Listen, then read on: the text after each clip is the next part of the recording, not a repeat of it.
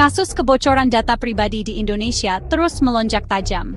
Dalam 1 tahun terakhir, jumlah kasus meningkat 3 kali lipat dari 35 kasus di tahun 2023 menjadi 111 kasus di tahun 2024. Lonjakan ini membuat Indonesia masuk dalam daftar 10 besar negara dengan kebocoran data terbanyak di dunia.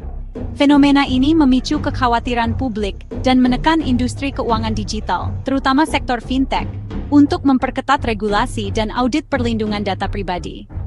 Kementerian Komunikasi dan Digital menyebut risiko kebocoran data yang tinggi bisa meruntuhkan kepercayaan masyarakat terhadap ekosistem digital nasional, khususnya layanan keuangan berbasis teknologi.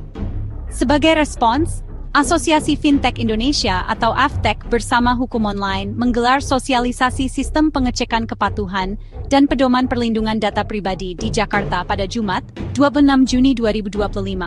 Acara ini juga dihadiri oleh perwakilan dari Bank Indonesia, OJK, dan Komdigi.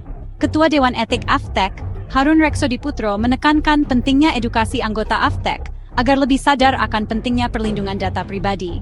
Salah satu inisiatif yang dikenalkan adalah Regulatory Compliance System atau RCS, sebuah platform audit mandiri yang memungkinkan perusahaan fintech menilai sejauh mana mereka mematuhi UU PDP, UU ITE, serta kode etik industri. RCS dilengkapi dengan dashboard interaktif untuk memantau pelanggaran, mengelola dokumen, dan mengidentifikasi potensi sanksi secara real-time.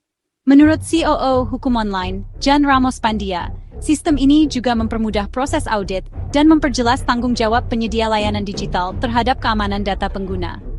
Dalam diskusi yang berlangsung, para regulator menekankan pentingnya kolaborasi lintas sektor guna memastikan layanan keuangan digital di Indonesia berjalan dengan integritas. Anggota AFTEC diminta untuk menerapkan pedoman perlindungan data pribadi yang telah dirilis sejak 2024 sebagai bagian dari tata kelola internal yang wajib. Selain itu, AFTEC juga mengumumkan pembentukan Risk Community, sebuah forum berbagi solusi risiko digital bagi para profesional fintech. Sekjen AFTEC, Firly Ganinduto menyebut langkah ini krusial untuk menghadapi tantangan risiko yang terus berkembang. Semua upaya ini dinilai penting untuk mendukung cita-cita jangka panjang pemerintah dalam membangun ekonomi digital yang tangguh, berkelanjutan, dan siap menyongsong Indonesia Emas 2045. Namun dengan berbagai kebocoran yang masih terjadi, pertanyaannya adalah, apakah Anda merasa cukup aman menggunakan layanan keuangan digital saat ini? Tulis pendapatmu di kolom komentar.